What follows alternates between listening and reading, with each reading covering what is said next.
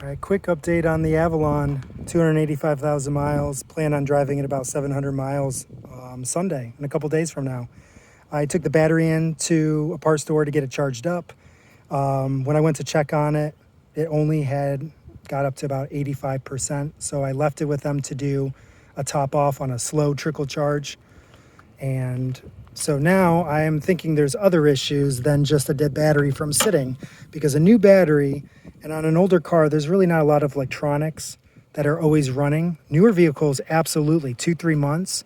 You have a ton of electronics. The ECU for the memory and everything is keeping all these memory settings, and they really can eat up a battery. A lot of cars have even a second battery, or again, a very high cranking amperage, just to be able to compensate. So on a newer car, highly recommend to have a trickle charger or something if it's gonna be sitting for a while. These older vehicles, not so much.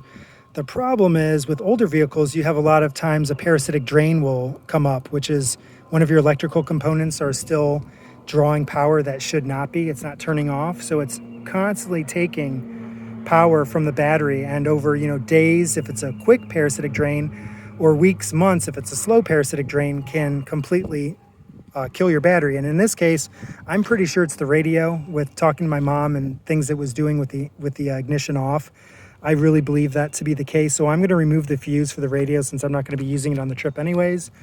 I'm not worried about it, but I do not want to kill that battery yet again.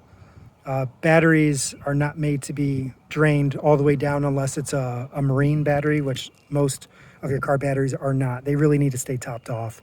So anyways, I'll do some more information on that coming up. Parasitic drains are something to look out for. People don't even really understand what that is. It's going to be a lot more common on these newer cars with all electronics and everything. And once they get up in age and start having failures, these new cars are going to be a nightmare for people. They don't even know what they're getting themselves into. With technology comes a lot of other headaches when stuff is not working. And it might be beautiful when it's working well, for a short period of time, but especially, and I'm not going to even put any brands, manufacturers on blast, but y'all can probably figure out which ones over the years, unlike a Toyota or something, will be giving you nightmares, and to pay to have all of that done through either a dealership or someone who's very good with their electrical abilities is going to be an absolute major cost for people to deal with.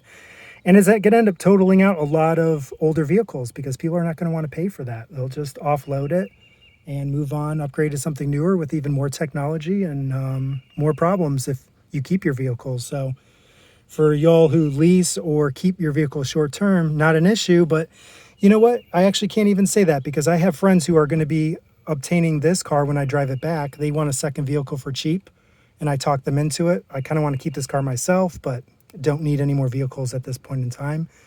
But they actually had a brand new Range Rover.